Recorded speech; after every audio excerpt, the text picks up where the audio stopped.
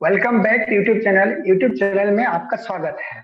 कुछ दिनों से हम यूट्यूब में वीडियो नहीं डाल पा रहे थे, थोड़ा सा बिजी थे। अब हम एक नई ऊर्जा के साथ एक नई टॉपिक यूरोप में राष्ट्रवाद लाए हैं। इसके बारे में हम लोग डिस्कशन करते हैं।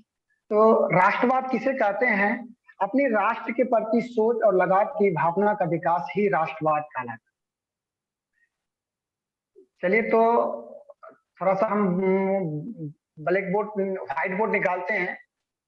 हाँ, तो अभी बोल लेते हैं कि राष्ट्रवाद अपने राष्ट्र के प्रति सोच और लगाव की भावना का विकास ही राष्ट्रवाद कहलाता है। राष्ट्रवादी की राष्ट्रवादी की अवधारणा पुनः जागरण काल में ही जन्म ले चुकी थी, परंतु 18वीं और 19वीं शताब्दी में इसका विकास हुआ। इसका आरंभ फ्रांस की क्रांति 1789, इस डेट को याद रखिएगा, ये पूछता है। 1789 ईस्वी की महान क्रांति से माना जा सकता है। धीरे धीरे पोलैंड, हंगरी, यूनान भी राष्ट्रवाद की लहर में समाहित हो गए। फ्रांस की क्रांति एक चैप्टर ही है, क्लास 9 की तीसरी चैप्टर में आपको मिलेगी इसके विशेष डिस्कशन। लेकिन अब थोड़ा सा हम लोग डिस्कशन करते हैं बुर्बो राजवंश के लुई 14वां के शासन काल में साम्राज्य की प्रतिष्ठा उच्च शिखर पर थी। हालांकि ये भी निरंकुशता थे। इसकी निरंकुशता इस बात से पता चलती है कि वहां की संसदीय संस्था स्टेट्स जनरल 175 वर्षों तक इसकी कोई बैठक नहीं बुलाई।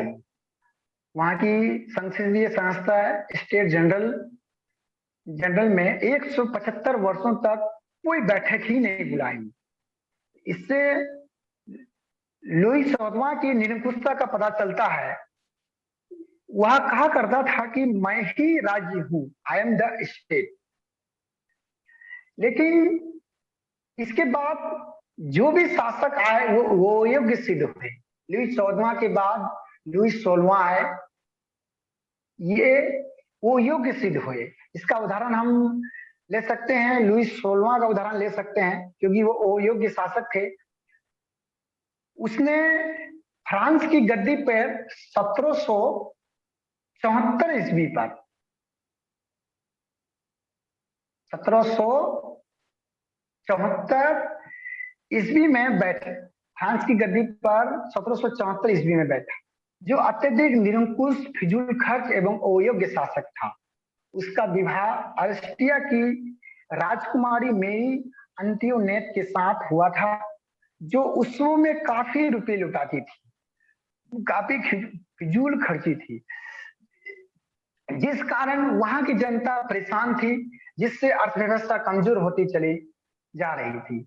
जनता ने वहां पे जनता क्रांति के द्वारा तानाशाही को समाप्त कर सत्ता अपने हाथ में ले ली।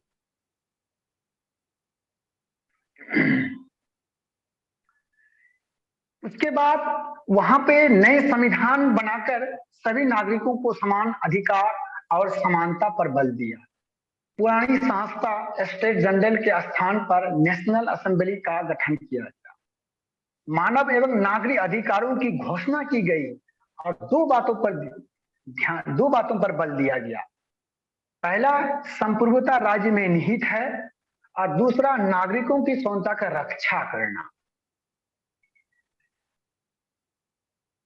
जब नई संविधान बना लिया गया तो लुई 16वां को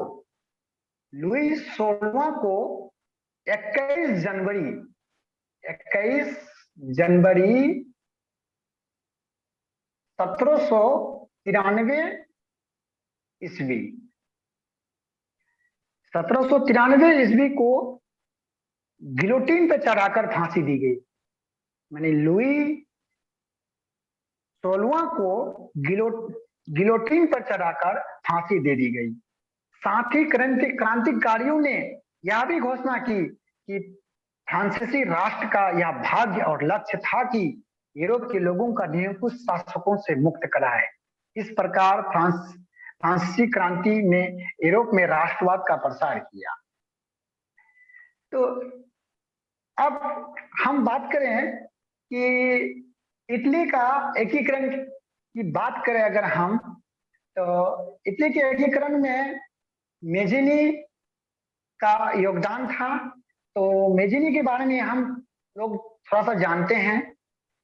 उसने अपनी पराजय के बाद भी मेजिनी ने हार नहीं मानी। मेजिनी की हार हुई थी लेकिन उसने जो है हार नहीं मानी। इटली के एकीकरण में महत्वपूर्ण योगदान दिए।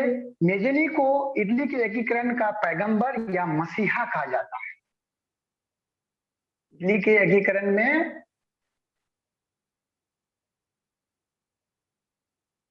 इटली के एकीकरण में इसका महत्वपूर्ण योगदान है। सन 1831 में, सन 1831 ईस्वी में उसने यंग इटली नामक संस्था की स्थापना की, जिसने नवीन इटली के निर्माण में महत्वपूर्ण भाग लिया।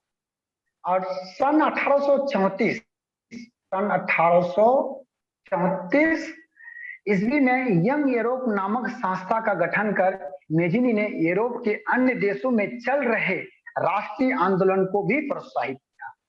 यानी कि यूरोप के अन्य देशों में भी राष्ट्रवाद की भावना चल रहे थे। तो ये 1834 ईस्वी में यंग यूरोप नामक संस्था का गठन कर दिए। मेजिनी संपूर्ण इटली का एकीकरण कर उसे एक गणराज्य बनाना चाहता था, परंतु अरस्टिया के हस्तक्षेप से इटली के जन आंदोलन को कुचल दिया। इस प्रकार मेजिनी की पुनः हार हुई और वह पलायन कर दिया। इटली का एकीकरण मेजिनी नहीं कर पाया क्योंकि अरस्टिया इसको इस जन आंदोलन को कुचल दिए। इस वीडियो में इतना ही। अगले वीडियो में हम नई ऊर्जा के साथ फिर मिलते हैं। वीडियो देखने के लिए धन्यवाद। यदि वीडियो आप लोगों को अच्छा लगा तो सब्सक्राइब जरूर करें, साथ ही बेल आइकन को ऑन कर दें ताकि मेरा वीडियो आप तक पहुंचता रहे। Thank you so much.